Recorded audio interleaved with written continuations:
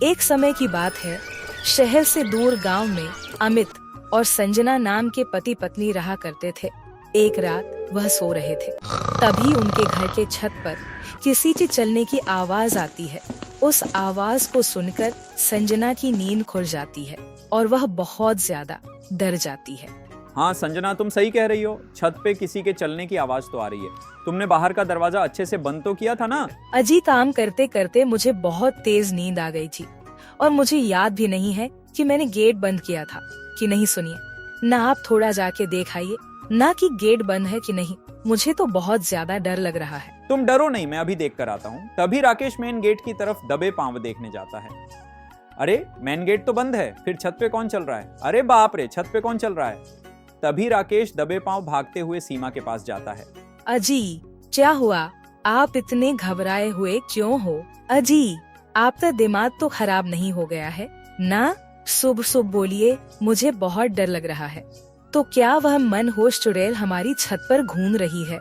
हे भगवान, अब हमारा क्या होगा?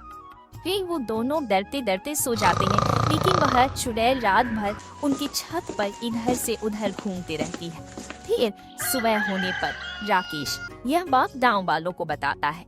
अरे ये घटना तो बढ़ते ही जा रही है। एक काम करो अमित भाई, आज तुम अपने छत पर मिट्टी डाल दो। अगर कोई चुड़ैल या कोई जंगली जानवर हुआ तो उनके पैरों से हमें पता चल जाएगा कि यह कोई चुड़ैल का काम है या कोई जंगली जानवर है। फिर रात होने से पहले अमित अपनी छत पर मिट्टी डाल देता है। देर रात अमित और संजना सो रहे होते हैं, तभी उन्हें किसी की हंसने की आवाज आती है। डर के मारे उनकी नींद खुल जाती है। अजी सुनिए ना, आज फिर से हमारी छत पर किसी के चलने की आवाज आ रही है।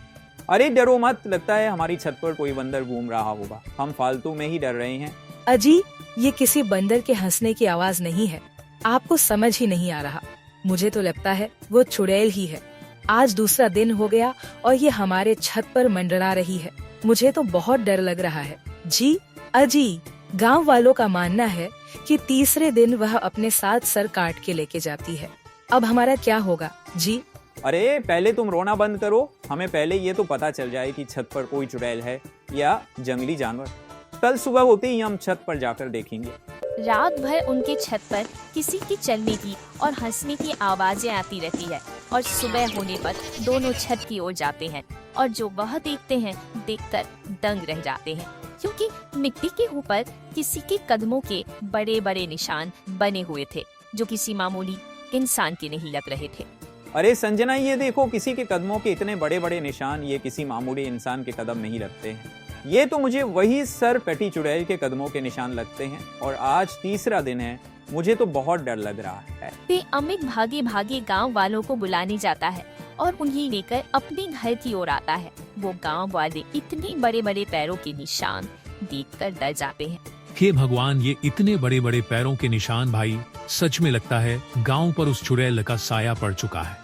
अब तो हम में से कोई नहीं बचेगा। अजी, अगर ये अफवाह सच है तो आज तीसरा दिन है और सुना है तीसरे दिन वो घर में रहने वालों का सर काट के अपने साथ लेकर जाती हैं। अमित भाई मेरी सुनो, तो तुम ये घर छोड़कर चले जाओ। आज तीसरा दिन है, तुम्हारे साथ कुछ भी हो सकता है। अरे नहीं नहीं, मैं अपना घर छोड़ती कहीं नहीं जाऊंगा। मुझे तो लगता है ये किसी की साजिश है, हमें हमारे घर से भगाने की और हमारे जमीन को हथियाने की। मैं कहीं नहीं जाऊंगा। देखते हैं आज की रात क्या होता है। मैंने भी कुछ सोच रखा है। उस चुड़ैल को सबक नहीं सिखाया तो मेरा नाम भी अमित नहीं। फिर जब रात होती है तो उनकी छत पर कोई दस्तक देता है। यह देखकर अमित और संजना फिर से डर के मारे उठ जाते हैं। अजी, आज तीसरा दिन है और वो चुड़ैल छत पर आ गई है। आज तो पक्का वह हमारे गर्दन काटकर अपने साथ ली जाएगी। अरे तुम डरो मत, मैं तुम्हारे साथ हूँ, कुछ नहीं होगा तुम्हें। मैंने इसके लिए भी एक उपाय सोच रखा है। फिर उस चुड़ैल के कदम धीरे धीरे उनकी सीढ़ियों की तरफ आने लगता है। यह देखकर दोनों और भी घबरा जाते हैं। देखते ही देखते वो चुड़ैल उनके दरवाजे के सामने आकर दरवाजा पीटने लगती है। अजी, कोई लगता है हमारे दरवाजे के सामने आके खड़ा हो गया है। चाहे आपकी तरकीब जल्दी कुछ कीजिए, नहीं तो आज हमारे गर्दन अधर से अलग हो जाएंगे। फिर अमित दूसरे कमरे में जाता है जहां उसने 2 पुतले रखे हुए थे। वह उसे उठाकर लाता है और अपने बिस्तर पर सुला देता है। चलो संजना, यहाँ से अब हमें कहीं छुपना होगा, उस चुड़ैल की नजर हमारे ऊपर ना पड़ जाए। चलो जल्दी। वो चुड़ैल दरवाजा पीटने लगती है और बहुत ही जल्द वो दरवाजा तोड़कर घर के अंदर आ जाती है। फिर वह चुड़ैल घर के अंदर आती है और चाकू से उन पुतलों को काटने लगती है, लेकिन जल्द ही उसे यह एहसास हो जाता है कि कोई इंसान नहीं बल्कि पुतले हैं। यह देखकर संजना और अमित घर से बाहर भाग जाती है और बाहर से दरवाजा दबा देती है। तुम दोनों ने मेरे साथ अच्छा नहीं किया, मैं तुम दोनों में से किसी को नहीं छोड़ूंगी। जल्दी ये दरवाजा खोलो वरना मैं बाहर आ गई तो तुम दोनों में से कोई नहीं बचेगा। आज तुम दोनों की मौत मेरे हाथों होकर रहेगी। तुम मेरे साथ हल कर रहे हो, तुम जानते नहीं मैं कौन हूँ। ये कहकर चुड़ैल जोर जोर से चिल्लाने लगती है। अमित और संजना को समझ नहीं आता कि अब वह क्या करे। तभी गाँव के कुछ लोग हाथ में मसाल लिए वहाँ आते हैं और अमित से कहते हैं, अरे अमित भाई, हमें आपके घर में आग लगानी होगी, नहीं तो अगर ये चुड़ैल घर से बाहर आ गई तो हम में से किसी को नहीं छोड़ेगी।